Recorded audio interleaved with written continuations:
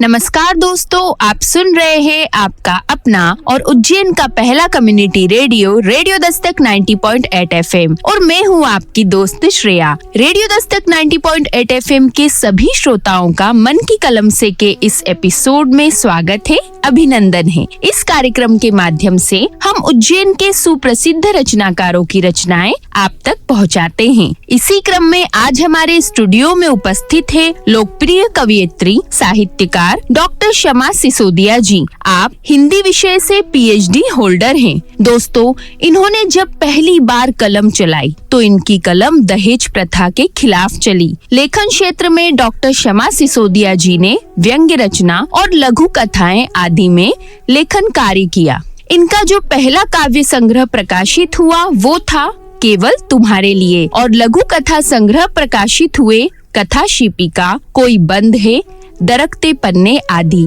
दोस्तों, इनकी उपलब्धियां अवर्णनीय हैं। डॉक्टर शमा सिसोदिया जी सन 2006 में रेकी में गोल्ड मेडलिस्ट भी रही है। ये हमारे लिए हर्ष का विषय है कि ऐसी महान हस्ती आज हमारे बीच मौजूद है और डॉक्टर शमा सिसोदिया जी आज अपनी उन्हीं रचनाओं को हमारे रेडियो दस्तक के श्रोताओं के साथ साझा करेंगे। तो आइए सुनते हैं डॉक्टर शमा सिसोदिया जी से पहली काव्य रचना, जिसका शीर्षक है परदेसिया।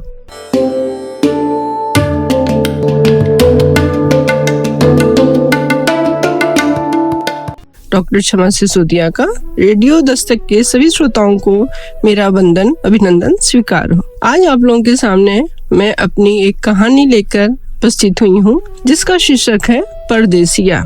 बस स्टॉप पे इतनी देर से खड़ी बस स्टार्ट होते ही जब चल पड़ी तो उसने मुड़कर खिड़की के बाहर देखा। घनघोर बारिश के साथ साथ उसकी यादों के बादल भी उसके साथ चले आ रहे थे। वह चुपचाप बैठी जरूर थी, लेकिन पूरे रास्ते यादें उसके साथ साथ चल रही थीं। मन ही मन वह अपने आप से बातें किए जा रही थी कि भला अब मुझे कौन बताएगा कि इस पार क्या है और उस पार क्या है। न मेले में जाती और न उस परदेसी जुल्मे से मेरी आंखें मिलती। अब तो दिन रात बस उसका ही नशा चढ़ा रहता है। दुनिया लाख पहरे बिठाए, लेकिन जब रात गहराती है और अंधेरों में जुगनू चमकते हैं तो फिर दिल में उनकी जगमगाहट किसी को ढूंढती ही है और फिर उसकी तस्वीर खुद ब खुद ही आंखों में समा जाती है। ऐसा तुझ में क्या है परदेसी? कितने ही लोग मेरी राहों को रोक कर खड़े थे, लेकिन दिल का गुलाब तो तुझसे ही खिला था। जाने कैसे यह बात इस तरह बनती गई जैसे रात में भी धूप खिली हो। शायद तुम नहीं थे तब भी मेरा आंचल तुम्हारे आसपास ही कहीं लहराता रहा होगा। मेरे इतना कहते ही तो वह परदेशी मेरे अधरों की तरफ झुक गया और मैं छिटक कर उससे दूर हट गई थी। मेरे हटते ही परदेशी की आंखें लाल हो गई थीं। यह क्या है? तब मैं आहिस्ते से परदेसी के हाथों को अपने हाथों में लेकर बोली थी, जहाँ मोहब्बत में दिल राझा और प्रेम का हीर बन जाए, वहाँ भला इस हुस्न का क्या काम परदेसी? कभी दिल की दहलीज पर यूं भी चले आया करो। बहुत अच्छा लगता है जब तुम तन्हाइयों में भी इस तरह दस्तक देते हो। ऐसी बातें सुनकर परदेशी हमें अपलक निहारता ही चला गया था और सागर की तरह हिलोरे लेता हुआ बोला, अरे तुम ही तो वह गीत हो जिसने मेरे सोए हुए जज्बातों को जगाया है। तो अब हम दोनों मिलकर जीवन के गीत को गाएंगे। आज साज और सुर की बात न करते हुए मेरे दिल की बात सुनो। दिल के संगीत की भाषा भी खुद ब खुद समझ जाओगे। अब तुम फिर परदेसी ने मेरे होंठ पर अपनी उंगली चिपका दी और हाथ जोड़ते हुए बोला, ऐसा मत करो वरना मेरी कश्ती तो पहले ही डूब रही थी और अब किनारे भी डूब जाएंगे। अरे बाबा, मैं तुम्हें कुछ थोड़ी कह रही हूँ, मैं तो उन लोगों के लिए कह रही हूँ जो अभी एक औरत के मन को समझ नहीं सके हैं। हाँ परदेशी, मैं डरती हूँ। आदिकाल से यही तो होता आ रहा है कि कभी किसी ने उसके मन को, उसके अंतर मन को पढ़ने की कोशिश नहीं की। केवल तुम्हारी आंखों ने ही मेरे मन की कोरी किताब को पढ़ा है। अब जग छूटे तो छूटे, जब इस दिल को दांव पर लगा ही दिया तो फिर आगे का अब क्या सोचना परदेशी। तेरे बिन जो उम्र गुजरी अब उसकी मैं गिनती ही कहाँ करती हूँ। बिरहा के घूंघट में ही तो उसका यौवन जलता है। हाँ गोरी, तेरी जैसी ही मेरी तन्हाइयाँ भी सागर जैसी गहरी थीं और मेरी परछाइयाँ भी रात के अंधेरों में लुका छिपी छुप कर खेला करती थीं। देख परदेशी, तू ऐसा बोलकर अब मेरा दिल मत दुखा। हम दोनों का दिल अलग अलग धड़कता जरूर है, लेकिन उस धड़कन से आवाज तो एक ही निकलती है ना। नगमे अलग अलग होते हुए भी उसके सुर एक सा ही होते हैं। तब उस परदेसी ने कितने प्यार से मेरे सिर पर हाथ फेरते हुए कहा था, देखो उस पुष्प को कैसे वह इस सुनसान जंगल में भी खिला हुआ है, जिसे देखकर फिजाएं भी मुस्कुरा रही हैं और उसके ऊपर नील गगन और हरी भरी घटाओं से उड़ते हुए रूही फाहे जैसे बादल उसके बदन को छू रहे हैं।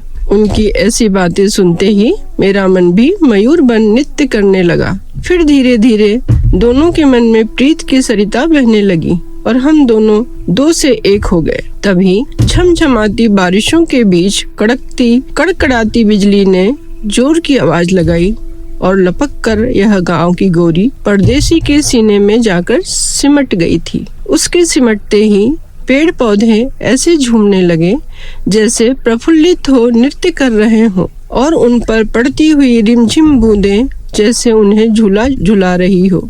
आज तो ऐसा लग रहा है कि जैसे झमाझम बारिश से तरबतर हुए मेरे मन के आंगन में रिमझिम बारिश ने फिर से यादों की झीनी चादर को तान दिया हो। परदेसी बाबू, मैं ऐसे ही बारिश की इन महफिलों में भी बैठकर दुनिया के खूबसूरत रंगों को जी भर कर देखती हूँ और तुमसे ऐसे ही बतिया भी लेती हूँ। बाबू, आज यह सब कहने के लिए मन जाने क्यों मजबूर हो रहा है। देखो बादलों के बीच में वह किसका साया समाया है। उसके चेहरे पर भी वही मुस्कान है और आंखों में पानी भरा है।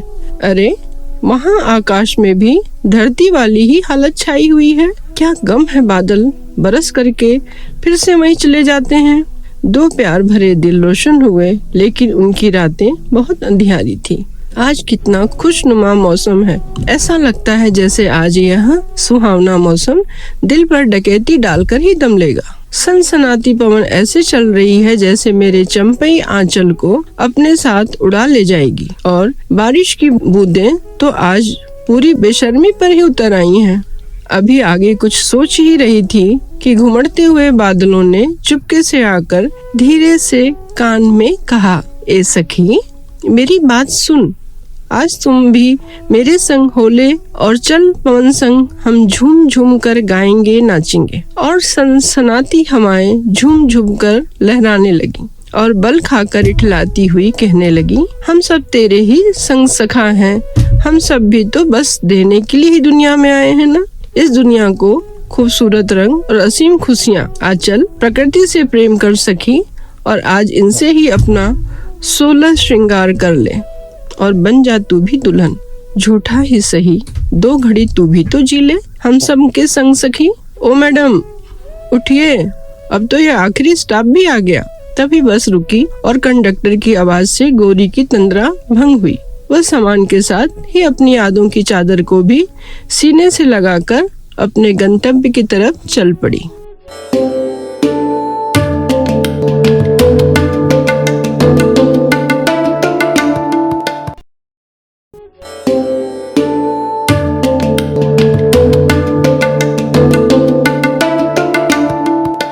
आप सुन रहे हैं आपका अपना और उज्जैन का पहला community radio radio Dastak 90.8 FM। दोस्तों, प्रेम शब्द केवल शब्द ना होकर हमारी संपूर्ण भावनाओं की अभिव्यक्ति होता है। प्रेम में केवल प्रेम का होना पर्याप्त नहीं होता, बल्कि उसका सही भाव जानना भी जरूरी होता है। और दोस्तों, प्रेम में यदि इंतजार भी करना हो तो वो पल, वो लम्हा भी खूबसूरत होता है, क्योंकि वो इंतजार प्रेम के लिए ही किया जाता है। और दोस्तों, डॉक्टर शमा सिसोदिया जी की इस रचना में एक नारी के हृदय में किस तरह के भाव उत्पन्न होते हैं, उसका बखूबी वर्णन किया गया है। प्रेम के भावों को दर्शाती इस रचना के बाद आइए सुनते हैं डॉक्टर शमा सिसोदिया जी से अगली काव्य रचना, जिसका शीर्षक है तृप्ति।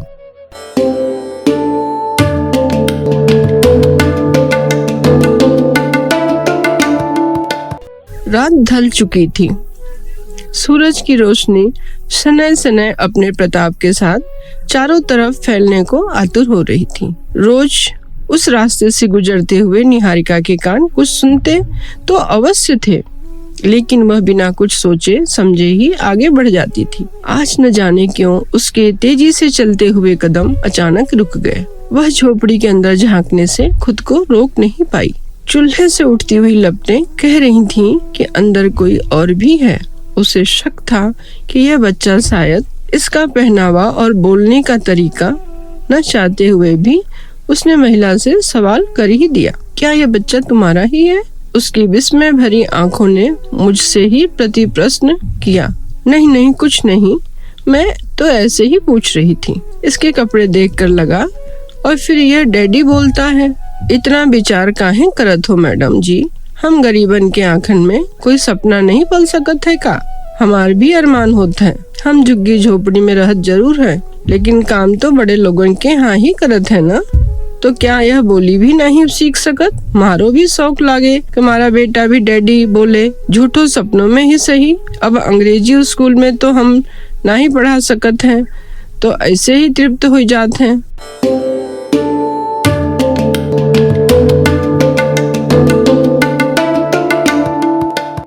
आप सुन रहे हैं आपका अपना और उज्जैन का पहला community radio, radio Dastak 90.8 FM। दोस्तों, जिंदगी में हम कई चीजों के बारे में सोचते हैं और चीजों की ख्वाहिश भी रखते हैं, पर जब एकदम से हमारा कोई ख्वाब पूरा हो जाए या वो चीज जो हम दिल से चाहते हैं वो पूरी हो जाए, तो हमारा मन तृप्त हो जाता है। दोस्तों, कई बार हमारे जीवन में हम कोई बड़ी चीज चाहते हैं, जैसे हमारे बच्चे को बड़े स्कूल में पढ़ाना, बड़ा घर, और भी कई ख्वाब होते हैं। पर कभी कभी जो हमारे पास होता है उसी में हम तृप्त हो जाते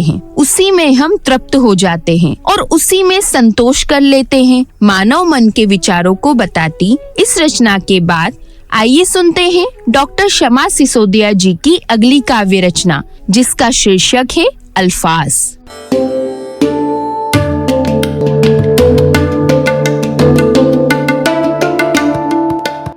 इस संकट काल में वो अल्फाज कहाँ से चुनकर लाएं जो संजीवनी बनकर सबके दिल दिमाग को सुकून दे सके। मेरे जज्बात अभी मेरे बस में नहीं हैं। कैसे हंसें और कैसे मुस्कुराएं जब दिन रात मेरे कानों में असंख्य चूड़ियां सिसकियां लेती रहती हैं। हाँ, मुझे याद है आज हमारी वैवाहिक जीवन की 25वीं वर्षगांठ है, लेकिन मैं ये कैसे भूल जाऊं कि जाने कितने नन्हे बालक अपने पिता का इंतजार करते हुए अभी भी जाग रहे होंगे। मेरी आंखों के सामने वह मासूम सी बच्ची बार बार सवाल कर रही है, डॉक्टर साहब, आप मेरी माँ को बचा लोगे ना? माँ कहती है कि डॉक्टर भगवान का रूप होते हैं। नजरों से वह सब ओझल जरूर हो गए हैं, लेकिन उसकी जीने की इच्छाएं तो अस्पताल के गलियारों में ही घूम रही हैं। ऐसा लगता है जैसे उनका सूक्ष्म शरीर अस्पताल के बिस्तर पर ही पड़ा है। अस्पताल के प्रांगण में एम्बुलेंस सायरन नहीं, उनकी दर्द भरी कराहें चीख रही हों। छोटी सी उम्र का इतना बड़ा हिसाब, अनाथ हुए इन बचपन का हाथ कौन पकड़ेगा? अपने सिर पर हाथ घुमाते हुए उस बच्चे को देखो जिसे यह नहीं पता कि उसके सिर के बाल के साथ ही उसके पिता का साया भी चला गया है। टीवी बंद कर दीजिए ना और सो जाइए। लोगों की कराह सुनते सुनते आपके थके दिमाग को अब भरपूर नींद की जरूरत है। नींद नहीं आ रही है, कोशिश करिए, आ जाएगी। डॉक्टरों की जिंदगी भी न, लाखों मरीजों के मसीहा डॉक्टर भी आज लाचार हैं। कांटों से उलझकर भी खुशबू देने वाले हाथ पर आज गिफ्ट की जगह नींद की गोली रखते हुए पत्नी के हाथ कांप रहे थे।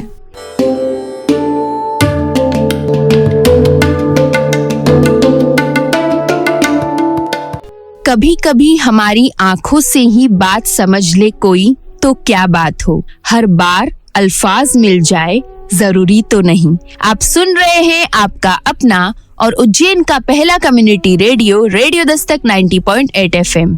दोस्तों, कई बार हमारे जीवन में ऐसा दौर आता है या ऐसा मौका आता है जब लगता है कि लोग चाहे जुबान से ना कहें पर उनकी आंखों में कई सवाल होते हैं, और दोस्तों उन सवालों के जवाब देने के लिए हमें लगता है कि हमारे अल्फाज भी कम पड़ गए हों। दोस्तों, हमारे जीवन में कई बार ऐसा होता है कि हमारे हृदय में चलते भावों को प्रकट करने के लिए शब्दकोश के सारे शब्द भी कम पड़ जाते हैं, और उस वक्त, उस लम्हे में हमारा मस्तिष्क भी हमें जवाब नहीं देता।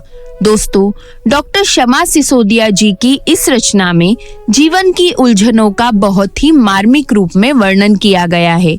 इस अर्थपूर्ण रचना के लिए डॉक्टर शमा सिसोदिया जी का बहुत बहुत धन्यवाद कि आज आपने अपनी इन अमूल्य रचनाओं को हमारे रेडियो दस्तक के श्रोताओं के साथ साझा किया। एक बार पुनः आपका धन्यवाद। तो दोस्तों, आज मन की कलम से के एपिसोड में आपने सुना डॉक्टर शमा सिसोदिया जी की अद्भुत काव्य रचनाओं को। अगले एपिसोड में हम पुनः मिलेंगे कई नई रचनाओं के साथ। दोस्तों, यदि आपके मन में भी है कार्यक्रम को लेकर कोई प्रश्न या सुझाव, तो आप हमें संपर्क कर सकते हैं रेडियो दस्तक के व्हाट्सएप नंबर 9406894068 पर, और साथ ही आप हमसे संपर्क कर सकते हैं हमारे social media account Facebook, Twitter, YouTube, Instagram और शेयरचैट पर भी, जहां पर आपको मिलेंगी कार्यक्रम से जुड़ी सभी जानकारियां। तो दोस्तों, अब वक्त हो चला है आपसे विदा लेने का। अगले एपिसोड में हम पुनः मिलेंगे नई रचनाओं के साथ। तब तक के लिए दीजिए अपनी दोस्त श्रेया को जाने की इजाजत, पर आप कहीं मत जाइए, सुनते रहिए आपका अपना रेडियो दस्तक 90.8 FM। सुनेगा उज्जैन, बढ़ेगा उज्जैन।